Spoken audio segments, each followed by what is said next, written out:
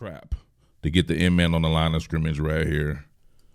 You have your replays as well there, so they get all jumbled out of position. What more can I say? Top Billin. I top Billin and all my boys up in Hokie Nation and gals, of course. Happy Thanksgiving. The Fighting Gobblers always get it in on Thanksgiving. So if you're not wearing your VT gear on Thanksgiving, what the hell are you doing, man?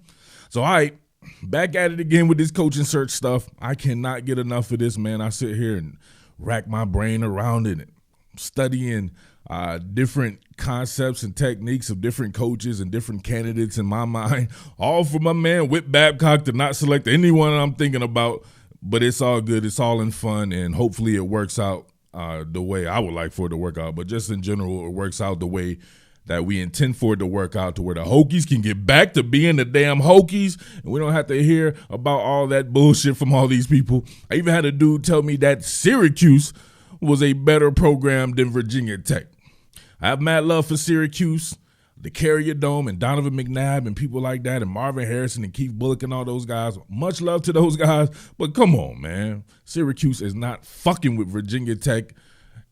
Okay, history be damned, right? Most people don't care about Ernie Davis and Jim Brown these days if you're under the age of 50, right? If you're not in hospice, you probably aren't worried about Jim Brown and guys like that. So we need to get it to where the Hokies is no doubt one of those top mid-tier programs that's pushing national level, that gets those national results. And I think my man Charles Huff is the guy who can do that, along with Josh Gaddis. So if you haven't seen a Charles Huff and Josh Gaddis thing that I did, I want to expound more on Charles Huff, because I have a great pairing right here that can also be aided by the Miami Hurricanes of all teams, right?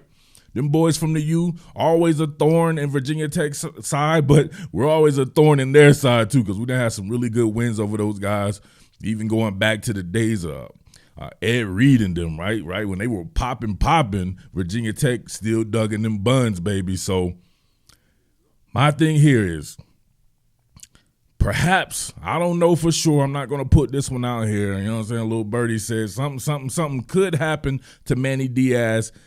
Not totally sure on that, but perhaps something could happen to Manny Diaz after the game. Maybe he's 86th out of there. And to me, if you're the Miami Hurricanes, it's put up or shut up time now. Every 2 years when you fire a coach, I'm always thinking about Mario Cristobal. To me, one of the most premium coaches in the entire country. If you're talking about a blend of coaching talent, recruiting, personality, able to work a room, all that stuff, this man is grade A, top 10 material to me. I would love for him to be the coach at Virginia Tech, but I'm also realistic. He ain't coaching at Virginia Tech.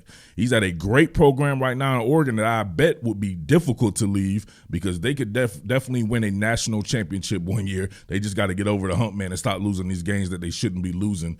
They always trip up on 1 or 2 games there, man, when it looks like they could very well be in the playoffs every season. So, of course, his ties as a Miami, right? Being in Miami, he is a Hurricane through and through. They would absolutely love to have a guy like that to replace Manny Diaz. The funny thing about it is, if they had a staff that had Mario Cristobal as a head coach and then had Manny Diaz as a defensive coordinator, that shit would be hard, right? And with Rhett Lashley had the offensive coordinator. If they were just to add in Mario Cristobal and move around Manny Diaz, which obviously I believe would be impossible. It's not going to happen or anything like that. But if it were to happen like that, that would be a formidable coaching hire and a formidable staff. But what that does to me is it opens the door for my man Charles Huff to reach back in time to his mentor, a guy who took him from Penn State when he got a head coaching job at Mississippi State, Joe Moorhead, who is the offensive coordinator right now at Oregon. Maybe they would go in a different direction and would not hire Joe Moorhead or promote him to head coach. Maybe they would go in a different direction, and then that coach would in turn go in a different direction, and Joe Moorhead will be out there without a job. Could you imagine a damn Virginia Tech Hokies team with Charles Huff as the head coach and Joe Moorhead as the offensive coordinator / QB coach? Joe Moorhead is amazing. I love Joe Moorhead's offense, especially the Joe Moorhead offense that was under James Franklin at Penn State, where him and Charles Huff were together the first time.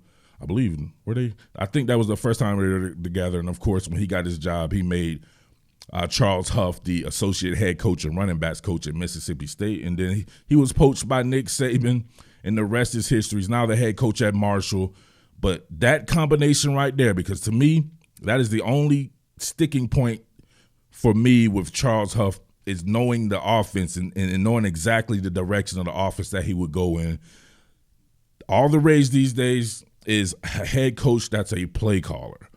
Lane Kiffin, Lincoln Riley, Ryan Day, these guys are going to always get these great QBs because these QBs understand that, or they have the understanding that when they step foot on campus with those guys, nothing's going to change. The verbiage won't change. The play caller itself, the voice inside your head, the guy teaching you day in and day out in that room, nothing's going to change. You're going to get that development from that person as long as that person is there.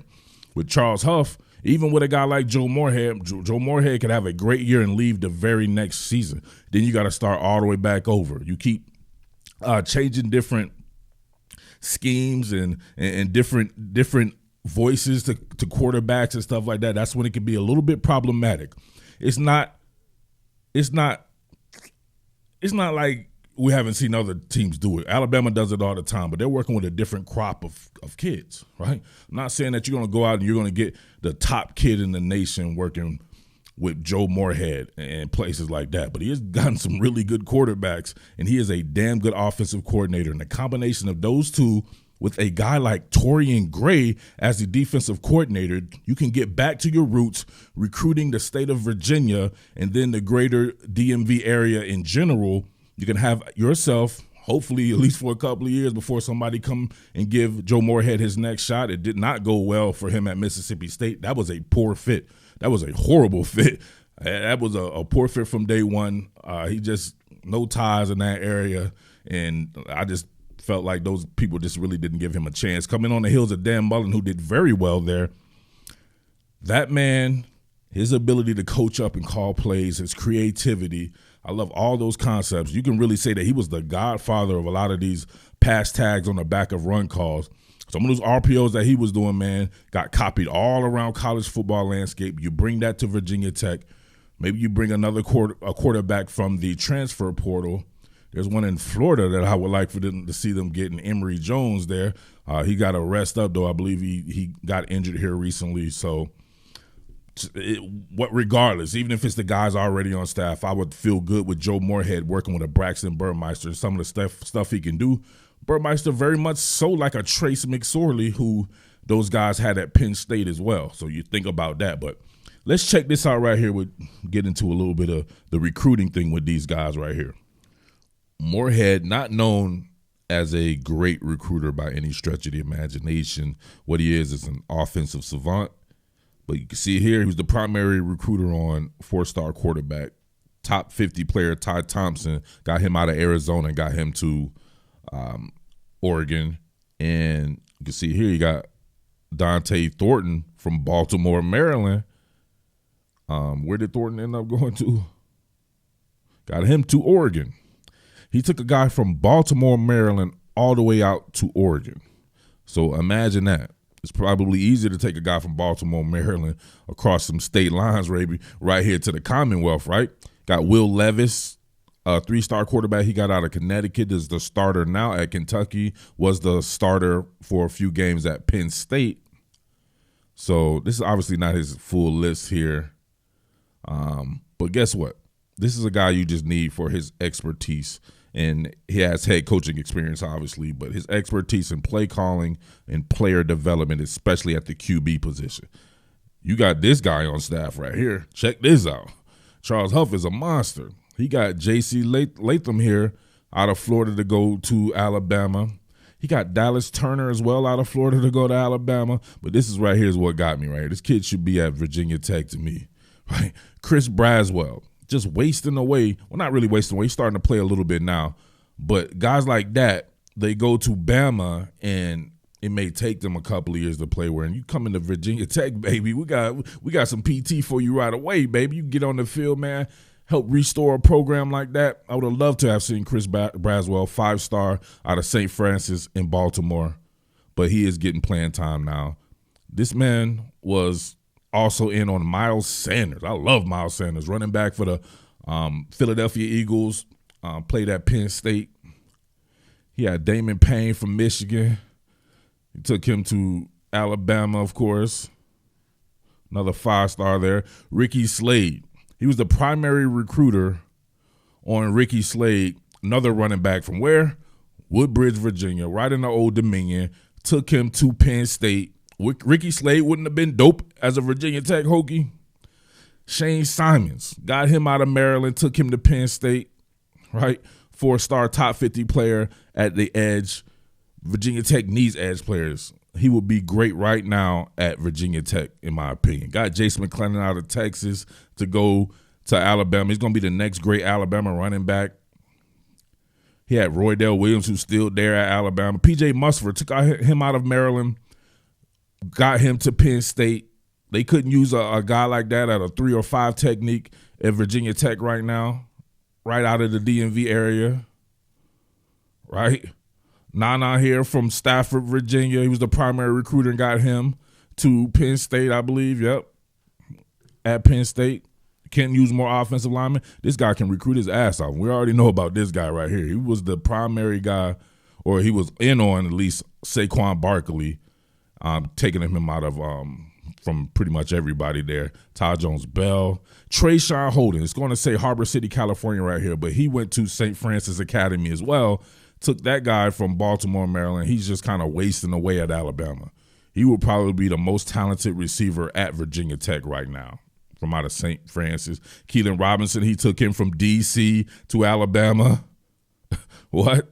Took him from D.C. to Alabama. He has since transferred to the University of Texas. Daniel George from Oxonville, Maryland. Got him to Penn State, wide receiver there. So on and so forth. Cam Brown up out of Maryland right there. Took him to Penn State. Those boys at Penn State recruit the DMV area better than Virginia Tech did under Fuente. Think about it. Look at that. McPherson here, Tariq Castro Fields. Penn State guy right there. Great development player. They did the thing, man. And then you add another guy with the recruiting chops of a Torian Gray. We know his rap sheet is nasty. Of course, the great Kendall Fuller, one of the greatest Virginia Tech Hokies of all time. You got him there, him and his brother Kyle Fuller, right? So both those dudes right there, very great players for the Virginia Tech Hokies. Got them out of Maryland. He took Jason Marshall out of Miami, and when he was working with Dan Mullen there in Florida, and got that 5-star guy to the University of Florida. And remember, Dan Mullen can't recruit, but all Dan Mullen had to do was make sure he was surrounded by a guy like Torian Gray, but it didn't work out that way. He got Ryan Williams, my all-time favorite, my second all-time favorite Virginia Tech back to Kevin Jones. Got him out of Manassas, of course. Man, those were the days, man. I miss those days. Wow, he was the primary on Big Tim Settle out of Manassas as well. Come on, we know this guy is nasty, and he's a developmental guy. Marco Wilson got him. He was the primary to him to get him to Florida. That's hard. J-Ron Hosley. We all love J-Ron Hosley. Who else he got here? This is just some really good work by this guy, man. This guy is a monster recruiter in developing a lot of these guys here. Ventrell Miller, linebacker at Florida, recruited him. Chuck Clark from Suffolk. Listen, getting this guy out of Suffolk, man, Chuck Clark represented a lot of shit that was great about Virginia Tech. Look where he was ranked. He's an 85 rating. This man starting for the Baltimore Ravens right now. One of my favorite players in the NFL. Did great work at Virginia Tech. Developmental cat like that. That's what makes the Virginia Tech program. You can get these guys out of the state of Virginia. You just got to be willing and able to do that. And a staff that would have Charles Huff and Torian Gray on it, bring back Brian Steinspring, who can recruit his ass off, let him coach the offensive line under Joe Moorhead there. Plenty of ways you can go beyond that. I believe Justin Hamilton would eventually be a good recruiter. Keep him on staff in some capacity as a safeties coach or something like that, some type of DB coach there. You stacking with good teaching talent and then great recruiting talent. It shouldn't take long for Virginia Tech, especially in the division like the Coastal. Come on, man. This wouldn't be a dope-ass staff. Come on, Whit Babcock. You got to get out that shit, man. This is it right here. Charles Huff with these guys. If you don't do Josh Gaddis Your guy that you're mentoring, right, for the minority coaches thing there. You're mentoring that guy, but you need a guy with head coaching experience. Well, at least Charles Huff has at least a year of it, but it's not even about that. It's about the guys who you surround yourself with when you are a young coach. And he will be surrounding himself with some guys that can really get the job done in various capacities. So I would like to see that happen. Tell me some of the guys you would like to see added in with this particular type of staff. I know you guys are going to not watch and come talking about some bullshit, some dude from Texas or some dudes from East Bumblefuck out there in Kansas or something. I want to talk about guys who recruit the DMV and guys from this area. My man from Maryland, Charles Huff, of course, played at Hampton, killing it, as I showed you right here, killing it all throughout the DMV. This is the type of guy that I want at Virginia Tech here in the Commonwealth, all right? But it's your boy Murph, the Underground King, man. Happy Turkey Day to all you gobblers out there. Much salute, much love, and I'll be seeing you guys around in the comment section. Still looking for some people to join this Discord right here. Slots filling up pretty fast. I got to know that you know what you're talking about, though. So, man, let me see you there in the comment section, all right? With that being said, I am out. Peace. A little bonus action for my Hokies who watched to the end right here. Real men watch to the end and then comment. Just a couple of run concepts back when the pair were still at Penn State together. Obviously, with Coach Huff being the running backs coach and Moorhead being the offensive coordinator, them two working together on these run concepts is phenomenal. I love this one right here. Check this out. Right. To the QB, you're running a zone read to the QB, Saquon Barkley, off to the races. Absolutely nasty. Let's diagram this out right here. You see that subtle switch right there, right? What does that do to the eye discipline, right? Coming from a person who played both safety and linebacker, you start reading your keys and you see something move in the backfield like this, right? And not to mention, they have the bones in the bluff of something like this. Looks like it could be a power O. You're going to be pulling the left guard here, of course, but you just get that subtle switch there that puts Saquon Barkley right here at the quarterback position. You get a potential back door, right? Out the back door type run from Trace McSorley, the quarterback. I could definitely see Braxton Burmeister doing something like that.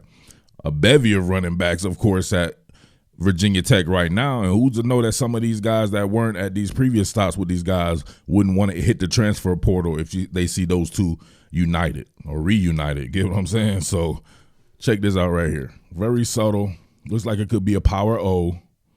Hit that bad boy. Look at the eye discipline. Devin Bush following Trace McSorley here. Following Trace McSorley here. You get that zone action there. Look at the cutback from Saquon Barkley. The rest is history. One more time right there. All right. Move out, move over, shift motion there. You get a power read going to the quarterback. Fake that out because he could have handed it off to him because he is definitely a threat to run. Trace McSorley is an athlete like that. That is some great creativity by these guys, man. Now, this time right here, you can see lined up and empty. You got your running back flexed off right here. Saquon Barkley, right? Going to come in motion. And then quick power sweep, nasty. QB getting a long gainer from it. These guys were hell on will with these run concepts, man. You can see right here. Once again, they're going to pull that left guard, but this time it becomes more of a trap to get the end man on the line of scrimmage right here. You have your replays as well there, so they get all jumbled out of position, and then you get, of course, the angling off by the lineman. You get that hard sweep action by Saquon Barkley. This time, Trace McSorley, a.k.a. Braxton Burmeister, keeping that bad boy himself. Rest is history. Look at that. A lot of stuff going on right there. Misdirection. QB using his athleticism. He does a good job of actually getting down, right, instead of trying to absorb the hits there. But you can see right there, very good concept. All right, this time I'm out for real. What more can I say? Top Billin.